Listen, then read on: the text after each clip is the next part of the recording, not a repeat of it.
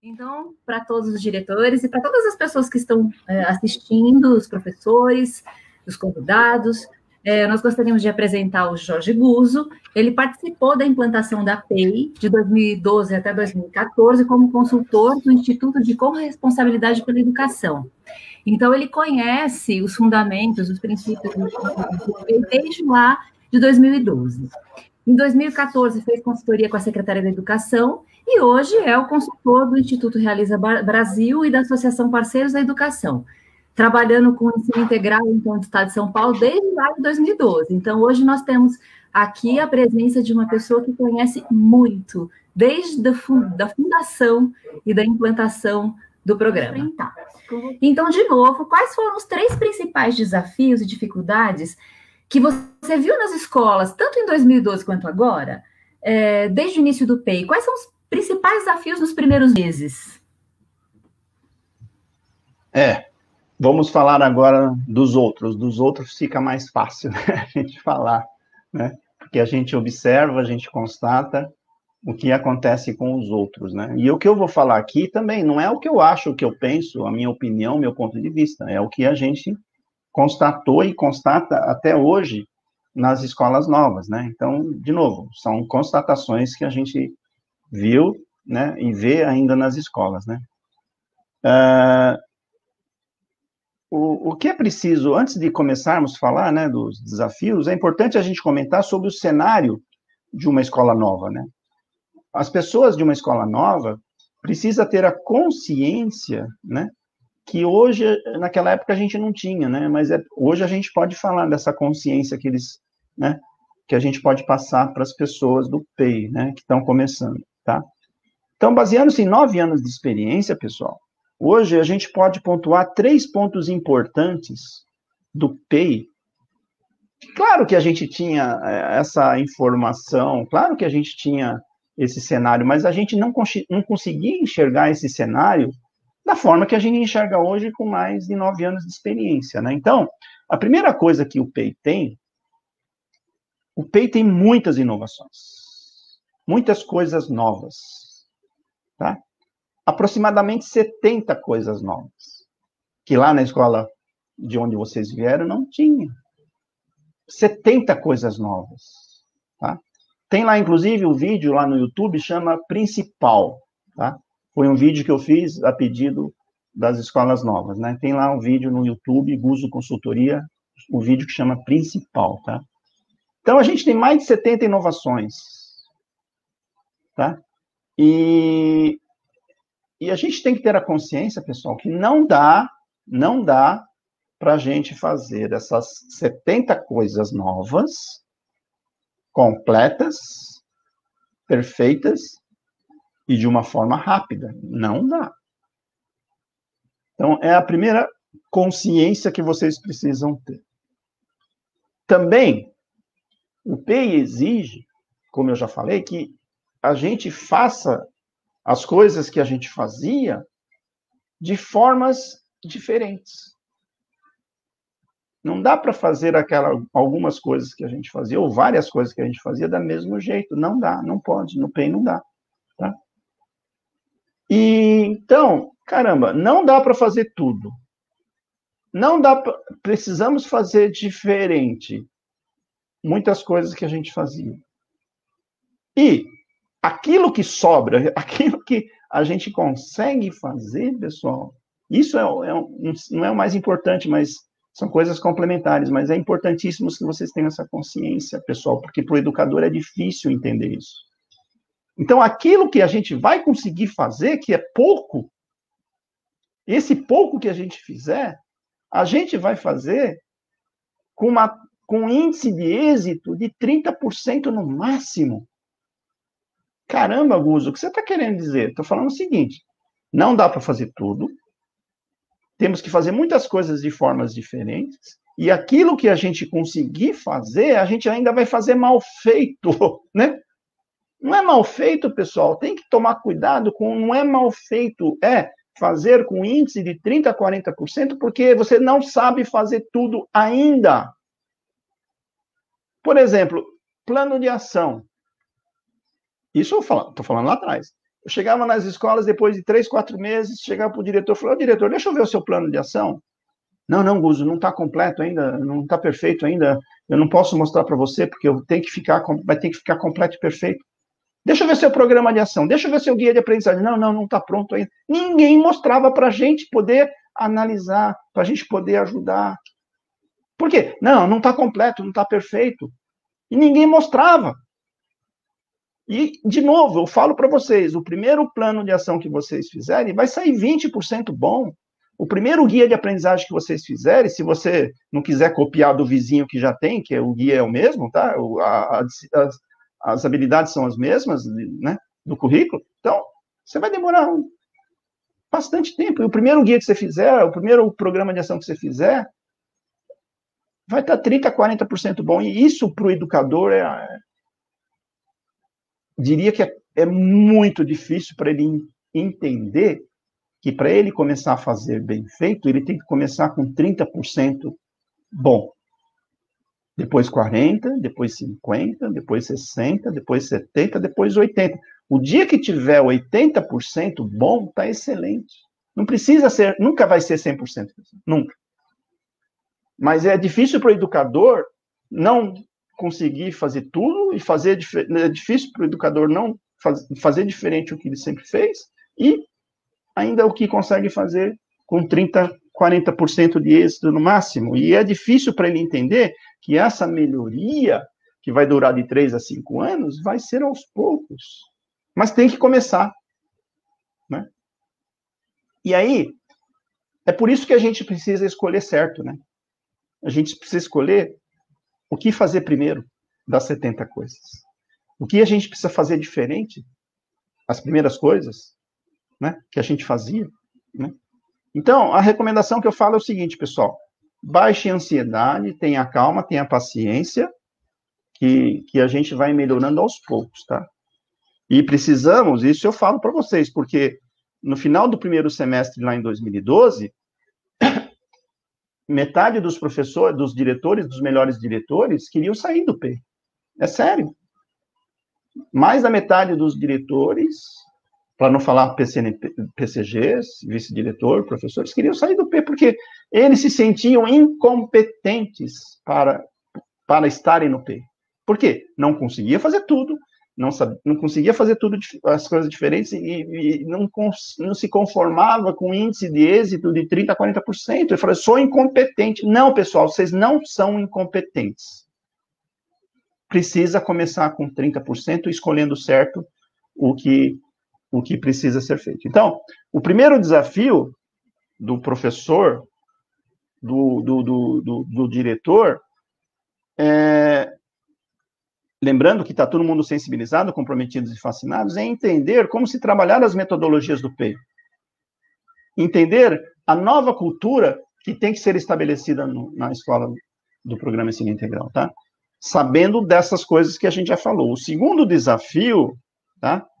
Quase empatado, é a priorização que eu falei. O que eu vou fazer primeiro?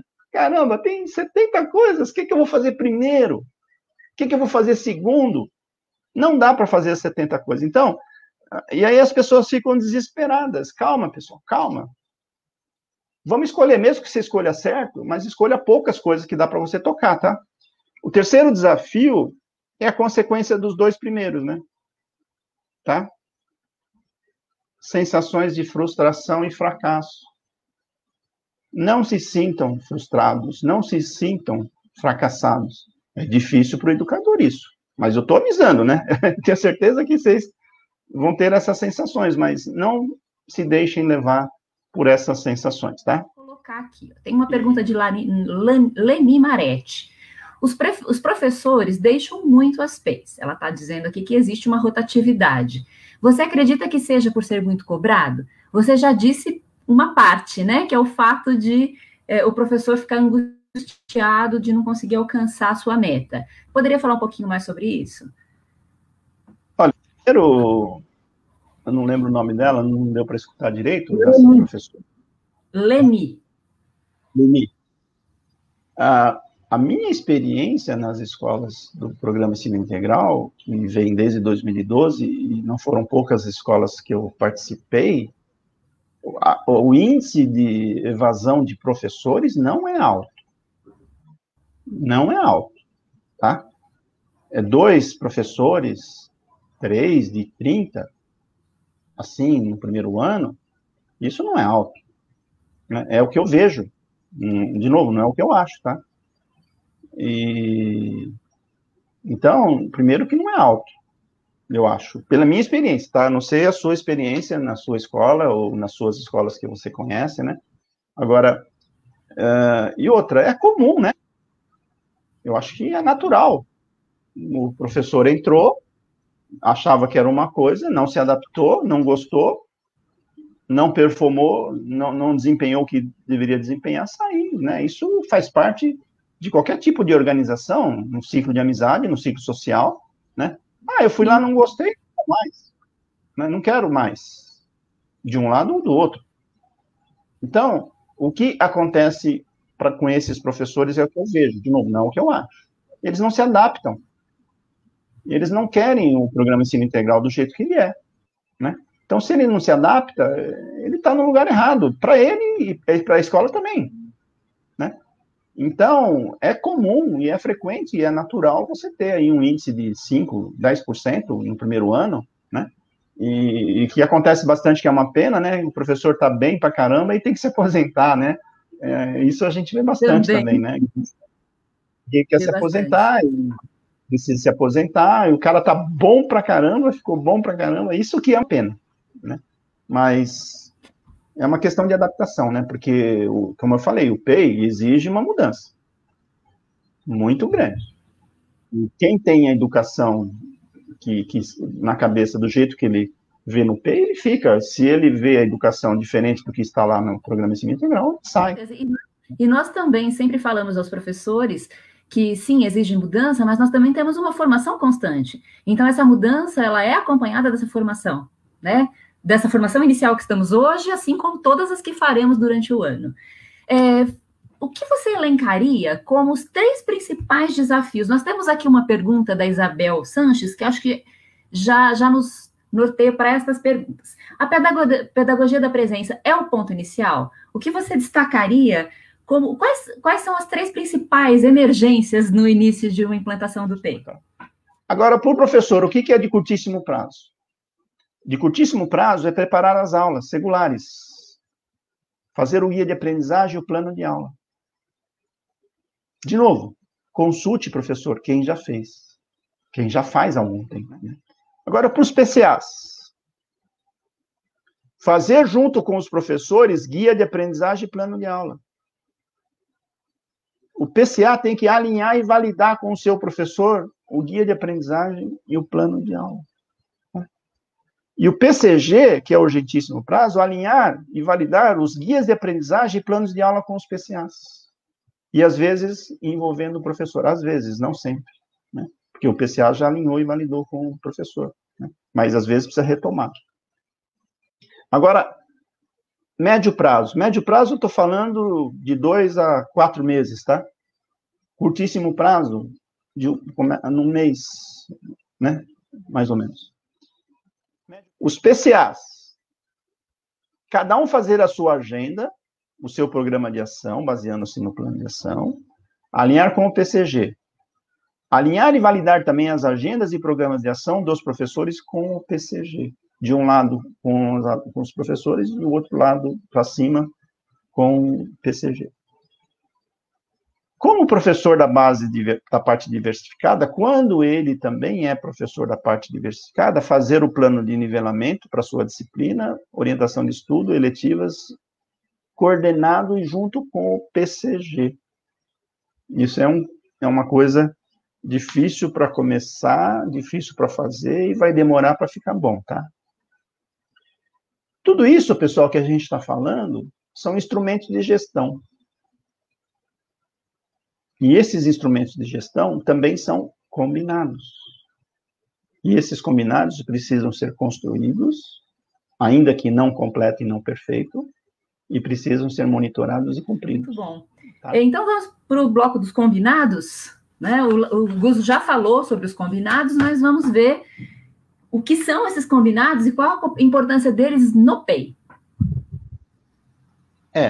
Como eu falei, o PEI não começa pelos combinados, a gente vai falar, né? Mas é uma coisa prioritária para o diretor fazer, né? Começar a fazer. E lá no YouTube, Guzo Consultoria, tem 4 vídeos que falam sobre combinados, tá? Eu recomendo que vocês vejam lá, tá? Tem 4 vídeos, tá? Tem um combinado, mais ou menos do que eu vou falar agora, que é uma visão bem genérica, bem macro. Tem combinados, como é que eles funcionam numa escola excelente, quando os combinados, como é que eles acontecem numa escola boa, e os combinados, o que provoca quando eles não existem numa escola difícil, né? Então, tem esses 4 vídeos lá no YouTube, tá? Combinado, o que é, né, pessoal? É um acordo, é um contrato entre 2 pessoas, 2 professores, aluno, tutor, né? Ou é um acordo, é um contrato entre várias pessoas, entre todos os professores, entre todos das escolas. A gente falou do combinado dos 4 pilares. É um combinado de todos, professores, depois de todos os clubes, etc., né? É o que 2 pessoas ou várias pessoas combinam sobre o que fazer e o que não fazer. Os combinados precisam ser cumpridos 100%, né? Ou melhor, as pessoas precisam fazer todo o esforço para cumprir 100% dos combinados. Então, existem 2 situações de cumprimento dos combinados. Existe aquela pessoa que fez de tudo para cumprir aquele combinado e conseguiu um índice de êxito de 90%, mas ela fez de tudo para cumprir 100%. Agora, existe aquela outra pessoa que também cumpriu 90% dos combinados. Só que 10% ela não quis fazer. Isso não é legal. Por quê? Porque o primeiro fez o esforço máximo para conseguir 100% e conseguiu 90%, porque não conseguiu fazer os 10% ou os 20%, sei lá. Mas aquela pessoa que, de propósito, não quis fazer 10% ou 20%, falou assim, ó, eu vou fazer só isso. Isso que a gente combinou, não vou fazer. Né? Porque, então, uma pessoa que cumpre os combinados desse jeito, né, fazendo força para cumprir 100% ou cumprindo 100%, são pessoas honestas, né? São pessoas íntegras, são pessoas honradas, são pessoas retas, são pessoas éticas, são pessoas positivas. Porque são aquelas pessoas que a gente sempre pode contar. Sempre a gente pode contar com elas. Agora, quando a pessoa, de propósito, não cumpre algum combinado, é isso que as pessoas falam que eu sou coração peludo, né? Eu falo, na realidade, o que é, né? Muitas vezes, muita gente não gosta do jeito que eu falo, o que eu falo, mas eu estou te falando o seguinte, se as pessoas que cumprem os combinados têm essas características, quem não cumpre combinados é uma pessoa desonesta. É uma pessoa que não é reta, não é íntegra, não é ética. Porque ela fala que vai cumprir e não cumpre. Então, são as pessoas que sempre você vai ficar com o pé atrás, porque, sabe, você nunca vai saber se ela vai fazer ou não. É uma pessoa que você não pode contar com ela todas as vezes. E na escola, pessoal, você tem que sempre contar com o seu colega para te ajudar, né? Para fazer os cumprimentos dos combinados, tá? Agora, quando os combinados são construídos e são cumpridos nas escolas, pessoal, tudo de bom acontece na escola. Porque é combinado. Agora, quando eles não acontecem, né, a escola fica difícil. Tá? Então, o que a gente precisa fazer com relação aos combinados? Temos 3 pontos. Para aqueles que cumprem os combinados, não só a equipe gestora, não só o diretor, mas os colegas e até os alunos precisam elogiar o professor, o colega, e incentivar a continuar a cumprir os combinados, tá? Isso é importante. O diretor é o principal cara que tem que fazer isso. Poxa, aquele professor, ó, vem cá, cara, você é muito legal, etc. Todos os combinados que a gente desenvolveu aqui, você está cumprindo, parabéns, continua assim, né? Então, isso aqui vai ser base para avaliação de desempenho lá no final do ano, tá? Ó, continua assim, né? Agora, isso é corresponsabilidade, né? Que é das premissas do programa, né? Uma das premissas, né? Agora, para aqueles que não cumprem os combinados, principalmente o gestor, mas também o colega, precisa ajudar esse colega que não está cumprindo os combinados. Então, quando o diretor faz isso, pô, menino, colega, vem cá, né? Poxa, esse combinado aqui, a gente fez esse combinado, o que está acontecendo? Você está com dificuldade? Né? O que está acontecendo que você não está conseguindo? O diretor tem que fazer isso. A equipe gestora tem que fazer isso. O professor colega precisa fazer isso. Por quê? Porque, da mesma forma, eu vejo isso muito nas escolas, não é o que eu acho, que eu vejo. O professor faz uma coisa legal, o professor colega não elogia. Não, eu não vou elogiar, não, o cara vai começar a se achar. Está errado. Se você não elogiar diretor, se você não ajudar, de repente o professor que está fazendo tudo bem feito não fique mais motivado a fazer, porque ninguém reconhece. Agora, muitas vezes também acontece daquele professor não tá cumprindo um combinado, né? Está combinado que não é para deixar aluno brincar no celular na hora da aula. Está combinado entre todos os professores. Aí você passa um professor lá, todo mundo brincando no celular. Ah, não vou nem falar nada, não vou fazer conta que não vi, isso é coisa do diretor, não. Porque na hora da sua aula, os alunos também vão querer usar o celular para brincar. Então, o professor também tem que ser corresponsável, o aluno também tem que ser corresponsável e falar, professor, não é para usar o celular. Né? Então, a terceira coisa que é importante é todo mundo precisa ser corresponsável no cumprimento dos combinados. Desse programa. Tá? Como os princípios e premissas devem funcionar na escola, Guzo? O programa Ensino Integral, ele começa pelos princípios, pelo nome, né? Princípios, começa pelos princípios, né? Começa com pedagogia da presença e educação interdimensional. Quando a gente fala de pedagogia da presença e educação interdimensional, eu posso antecipar que é um trabalho de médio para longo prazo. A gente tem que começar hoje a estudar pedagogia da presença e educação interdimensional. Tem livros aí, em PDF, etc., por aí afora, né? Que vocês podem conseguir aí com as escolas, né? Parece que esses livros estão esgotados, aí não tem nas livrarias, né?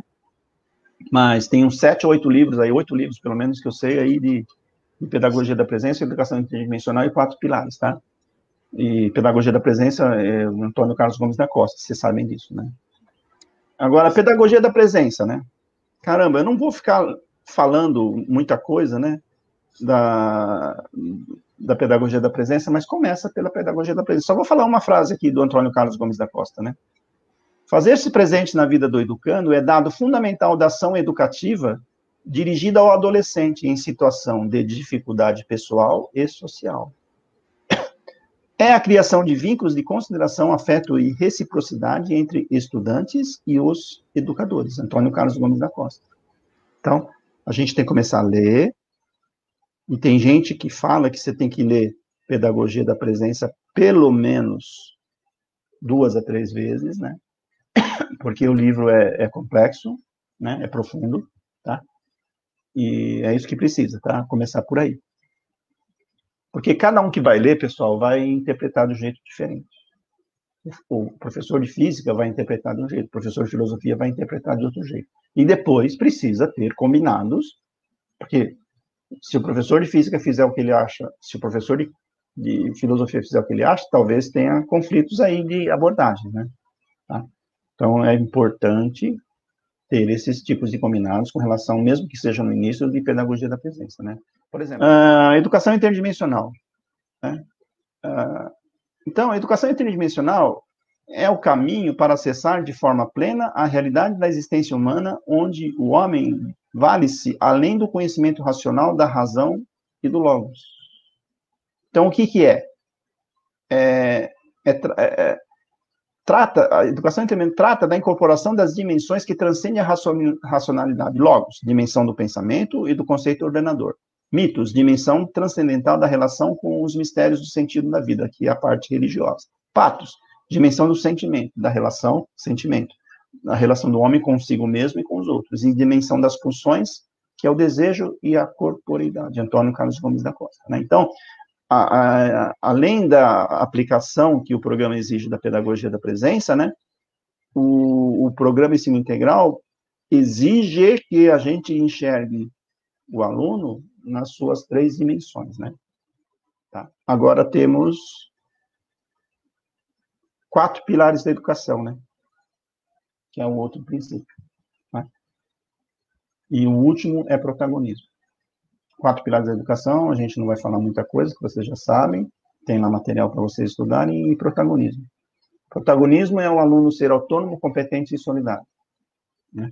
A gente vai falar um pouquinho mais para frente também o que é.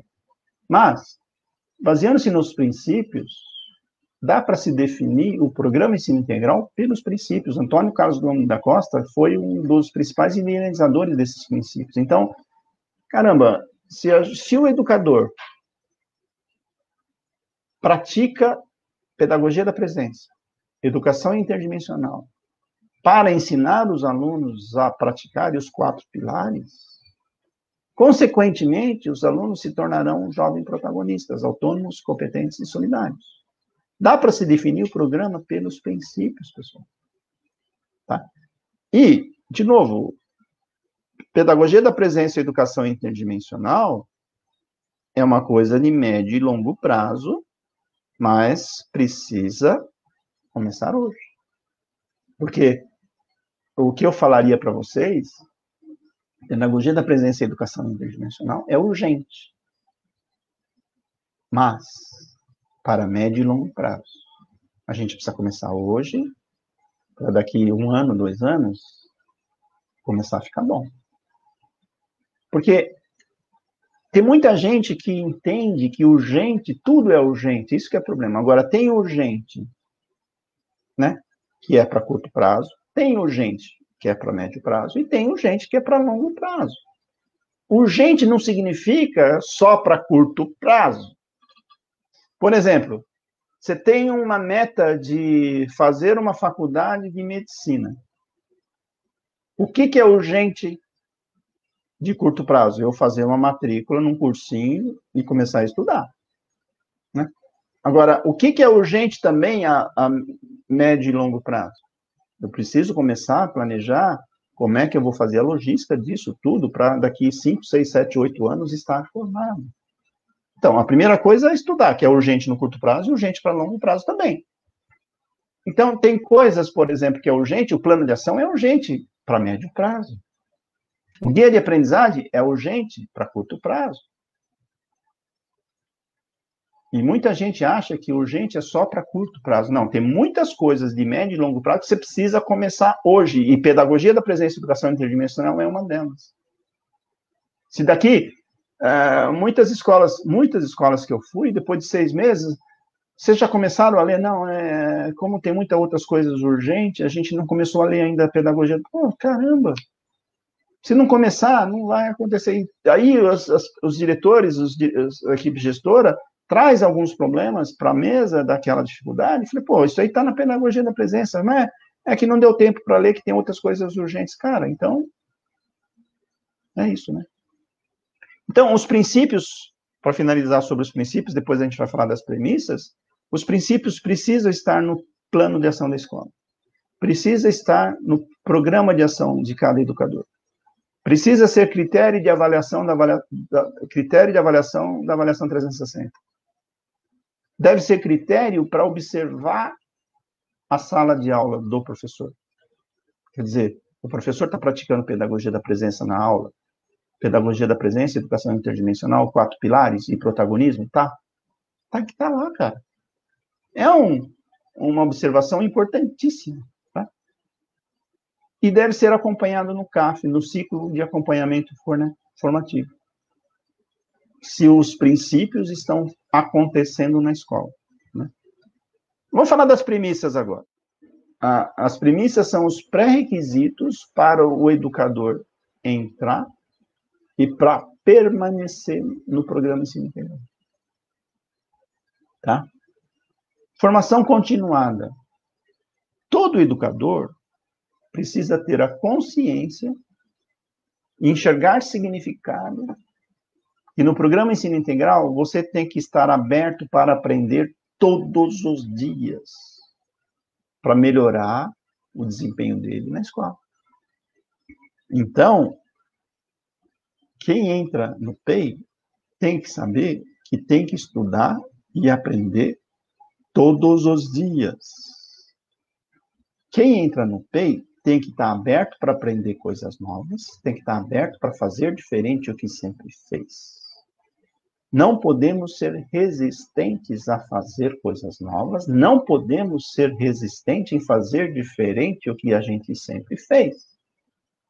Isso, a gente fala que a pessoa que é resistente a fazer inovações e fazer algumas coisas diferentes do que sempre fez, e quer só continuar fazendo o que sempre fez, essa pessoa é uma pessoa copo cheio. Copo cheio porque não precisa fazer mais coisas novas, não precisa mais fazer diferente do que sempre fez, porque o copo dela está cheio, ela só quer continuar fazendo o que sempre fez. Tem lá no YouTube, lá, copo cheio. Tem um vídeo. Esse vídeo eu fiz em 2013. Porque todos nós, eu me incluo nisso, somos copo cheio. Em algumas coisas, e nem tudo, né? Claro, eu sou copo cheio em algumas coisas, você é copo cheio em outras, mas tem gente que é copo cheio em tudo, não quer fazer mais coisas novas, não quer fazer coisas diferentes do que sempre fez, né? Então tem que aprender todos os dias, fazer coisas novas e fazer diferentes, tá? Corresponsabilidade. Corresponsabilidade, pessoal, é compartilhar a responsabilidade. É compartilhar um elogio, que eu já falei. Tem muita gente que tem dificuldade de elogiar. Tem muito diretor que tem dificuldade de elogiar. Tá? Então, o cara que é muito racional, a gente tem lá vários vídeos que falam disso, né? Pessoas são diferentes, por exemplo, lá no YouTube, né? O racional tem dificuldade, o professor, o educador, o diretor muito racional tem dificuldade de elogiar, né? Por outro lado, uma pessoa que é bastante emocional tem muita facilidade para elogiar, né? Agora, corresponsabilidade também é ajudar quem precisa. Aquele que está precisando de ajuda. E às vezes não quer ajuda. Né? Que é copo cheio. Então, corresponsabilidade do diretor, do colega, professor, do aluno, também é importante ajudar quem precisa. Então, chamar a atenção de um professor com educação, dando feedback, dando uma devolutiva, de novo, o professor racional tem muita facilidade para fazer. E o professor emocional tem muita dificuldade. Ai, não vou falar, ele vai ficar magoado. Então, corresponsabilidade é um dos fatores importantíssimos numa escola, tanto para elogiar, como para ajudar quem precisa, tá? Protagonismo, a gente já falou, autônomo, competente e solidário. Então, o professor tem que ser exemplo de autonomia, de competência e de solidariedade. Tá bom, ele não é autônomo, ele tem que falar, caramba, aqui é uma escola onde tem aprendizado contínuo, né? Tem formação continuada, etc. Então, eu não sei isso ainda, ou eu não sou autônomo ainda nisso. Quer dizer, às vezes eu estou com dificuldade aqui na internet, etc. Cara, eu não entendo tanto quanto, né, a minha filha, o meu genro, etc. Então, me ajuda aqui, cara. Eu não sou ainda autônomo nisso daqui, não sou competente ainda, me ajuda, né? Então, você tem que demonstrar também autonomia ou a falta dela quando você precisa, porque tem formação continuada, etc. Excelência em gestão. Tem que saber fazer as coisas de forma eficiente e eficaz. Eficiente no tempo adequado e eficaz com a qualidade desejada, né? É PDCA, é PPP, procedimento passo a passo, é fazer uma reunião, é fazer uma agenda. Tudo isso é instrumento de gestão e a gente tem que ter excelência. Replicabilidade. Replicabilidade é replicar o que é bom, pessoal. E quem tem o principal papel, de novo, para fazer a replicabilidade acontecer na escola é o diretor. Tem um professor lá que todo mundo fala que é o melhor professor, que lá ele faz aquela aula dinâmica, faz aquela aula assim, assim, assim, contextualiza, usa tecnologia, é muito competente nas suas habilidades estruturantes, etc. Aí o diretor, sabendo disso, fala, pessoal, ó, todo mundo agora vai assistir a aula do professor, pelo menos uma aula do professor, para a gente precisa replicar o que ele está fazendo. E muitas escolas, o diretor não tem esta iniciativa. Por quê? Se eu fizer isso, eu vou melindrar aqueles professores que... Replicabilidade, você tem que replicar o que é bom. Por que vai melindrar? Quem? Vai melindrar aqueles que precisam melhorar e você não está dando oportunidade para ele melhorar, observando quem está fazendo bem feito. Melindre, pessoal, tem que acabar esse negócio de melindre e replicar. Cara, eu não vou elogiar porque eu vou melindrar os outros. Quer dizer, eu não elogio o cara que é bom porque vai melindrar aquele que não é bom. Está errado.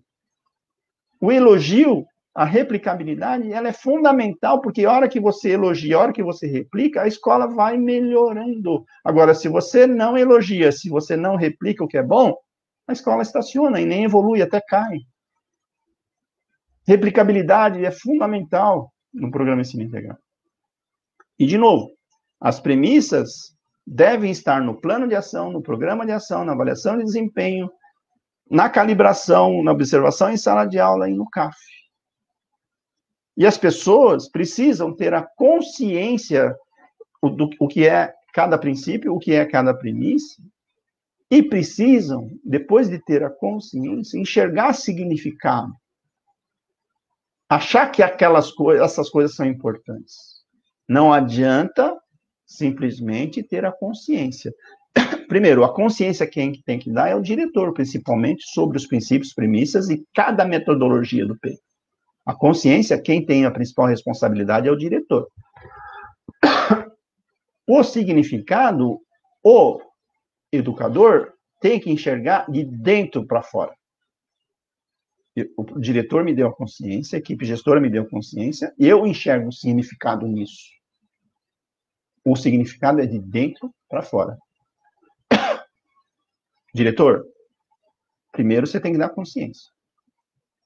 Segundo, você tem que verificar, depois de ter dado a consciência, se a pessoa enxerga significado. Se ela enxerga significado, vai reclamar, vai brigar, mas vai lutar a favor, porque ela enxerga significado naquilo. Agora, se ela não enxerga significado, cuida dele, ajuda ele. Porque se você não ajudar, ele não vai conseguir, não enxergando o significado, passar a consciência e o significado para o aluno, para os seus colegas, para a família. Então, princípios e premissas têm que dar consciência. E o professor, o colega, tem que enxergar significado.